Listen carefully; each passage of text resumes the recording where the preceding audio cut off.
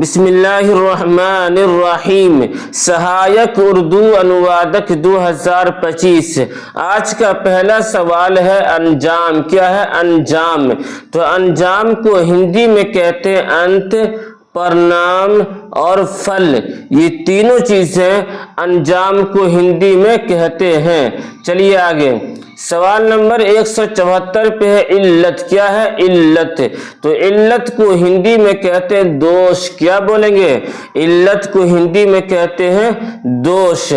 سوال نمبر 175 پہ ہے سپریم کورٹ میں وقف ترمیمی قانون کے خلاف سماعت۔ سپریم کورٹ میں وقف ترمیمی قانون کے خلاف سماعت۔ اب سمجھیے ایک ایک وجہ کو۔ سپریم کورٹ یہ انگریزی زبان کا لفظ ہے۔ سپریم کورٹ کو اردو میں کہتے ہیں عدالت عظمی۔ عدالت عظمی۔ اور ہائی کورٹ کو اردو میں کہتے ہیں عدالت عالیہ۔ تو یہاں پر سپریم کورٹ ہی استعمال کیا گیا ہے اور ہندی کے اندر بھی وہی لفظ استعمال کیا گیا سپریم کورٹ میں۔ وقف ترمیمی قانون، ترمیمی کے معنی ہے بدلنا، رد و بدل کرنا، اور ترمیمی کو ہندی میں کہتے ہیں سنشودھن۔ کیا بولیں گے؟ سنشودھن۔ تو وقف ترمیمی قانون کے خلاف، اس کو ہندی میں کہتے ہیں وقف سنشودھن ادھینیم کے خلاف، یعنی قانون کو ہندی میں کہتے ہیں ادھینیم۔ کیا بولیں گے؟ قانون کو ہندی میں کہتے ہیں ادھینیم۔ جس طریقہ سے سنویدھان کو کہتے ہیں قانون، اسی طریقہ سے ادھینیم کو بھی کہتے ہیں قانون، یعنی اردو کے اندر ادھینیم کے معنی ہے قانون۔ تو وقف ترمیمی قانون کے خلاف یعنی وقف سنشودھن ادھینیم کے خلاف سماعت۔ سماعت کو ہندی میں کہتے ہیں سنوائی۔ سماعت کے معنی سننا۔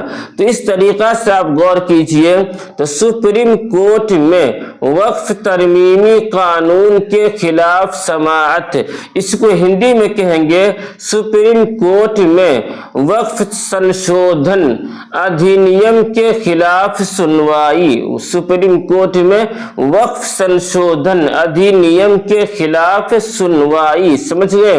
چلیے آگے، پھر آگے لکھا ہوا ہے کہ آپ یوٹیوب پہ سرچ کیجئے اردو ٹیچر بائی مشیر الحق، اور اس چینل کو سبسکرائب کیجئے، دوستوں میں ساتھیوں میں شیئر بھی کیجئے۔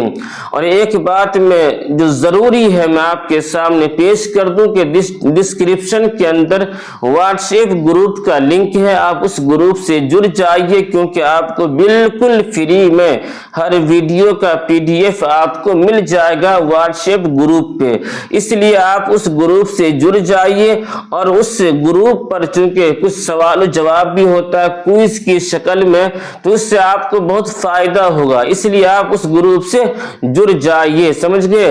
اب چلیے آگے، سوال نمبر 176 پہ ہے کہ پارلیمنٹ کے خلاف پاس قوانین میں آئینی جواز کا عنصر ہوتا ہے۔ آئینی، آئینی کے معنی ہے قانون۔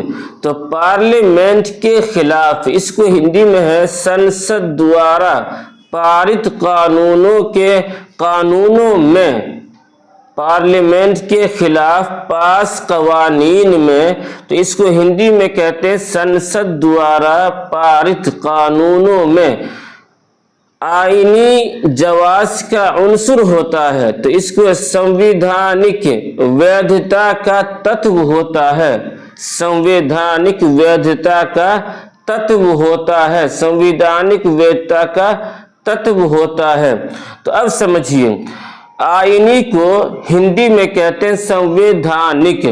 تو پارلیمنٹ کے خلاف پاس قوانین میں آئینی جواز کا عنصر ہوتا ہے، اس کو ہندی میں کہا گیا ہے سنسد دوارا پارت قانونوں میں سنویدھانک یعنی آئینی ویدھتا کا یعنی جواز کا تتو ہوتا ہے، یعنی عنصر ہوتا ہے۔ سنویدھانک آئینی ویدھتا جواز تتو عنصر ہوتا ہے۔ سمجھ گئے؟ اب چلیے آگے، سوال نمبر 177 پہ ہے کہ عرضی گزار کے وکلا نے عرضی گزار کے وکلا نے پیش کی بڑی دلیلیں عرضی گزار یعنی جس نے درخواست دیا ہے اسے کہتے ہیں عرضی گزار، درخواست دینے والا۔ تو عرضی گزار کو ہندی میں کہتے ہیں یاچی کرتا۔ کیا بولیں گے؟ یاچی کرتا۔ عرضی گزار کے وکلا نے، یہ وکیل کی جمع ہے وکلا نے پیش کی بڑی دلیلیں، تو بڑی کو ہندی میں کہتے ہیں پرمکھ دلیلیں، تو دلیل کو ہندی میں کہتے ہیں ترک۔ کیا بولیں گے؟ ترک۔ اور پیش کی یعنی پرستت کیے۔ تو اب دیکھیے کیا عرضی گزار کے وکلا نے پیش کی بڑی دلیلیں، اس کو ہندی میں کہتے ہیں یاچی کرتا کے وکیلوں نے پرمکھ ترک پرستت کیے۔ سمجھ گئے؟ اب چلیے آگے، سوال نمبر 178 پہ ہے عدالت عظمیٰ نے 20 مئی کو سماعت کی۔ عدالت عظمیٰ نے 20 مئی کو سماعت کی۔ اب دیکھیے عدالت عظمیٰ کسے بولتے ہیں؟ سپریم کورٹ کو۔ تو عدالت عظمیٰ نے 20 مئی کو سماعت کی۔ سماعت کے معنی سننا، تو اس کو ہندی میں کہا گیا سپریم کورٹ یعنی عدالت عظمیٰ سپریم کورٹ میں 20 مئی کو سنوائی یعنی سماعت کی یعنی سنوائی ہوئی، سنوائی ہوئی۔ سمجھ گئے؟ اب چلیے آگے، سوال نمبر 179 پہ ہے کہ مدرسوں کو غیر قانونی قرار دینا تعلیم دشمنی ہے۔ مدرسوں کو غیر قانونی قرار دینا تعلیم دشمنی ہے۔